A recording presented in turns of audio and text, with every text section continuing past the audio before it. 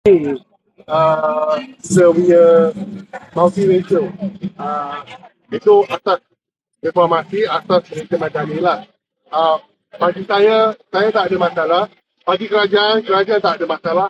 Mungkin ada anarki-anarki luar yang cuba memecah belahkan perpaduan ini demi kepentingan sendiri lah. Tetapi benda ini tidak wujud selagi saya menjadi wakil penduduk sini. Saya telah berlibat di kawasan ini dalam lama. Sejak 2018 bersama mantan ahli parlimen masa itu, Ahli Bahasa Dr. Tan Sri. Maka saya meneruskan legasi khidmat beliau yang baik. Saya menyantuni masyarakat dengan Islam untuk memperkasihkan perpaduan. Itulah harapan saya lah. Kita jangan lihat kepada sudut politik semata-mata untuk kepentingan politik, parti politik, ideologi masing-masing.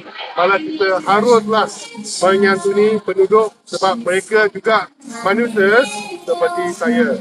Seperti hari ini, semua production hari ini, lagu Chinese New Year, music video ini adalah hasil daripada perpaduan bukan sahaja Cina saja, kawan-kawan Cina.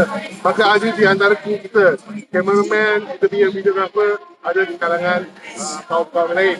So, saya amat berterima kasih. So, mungkin selepas ini saya akan buat music video untuk hari raya pula. Tapi itu perpaduan yang saya masukkan. Termasuk lagu yang dibawakan sekarang adalah produksi sendiri.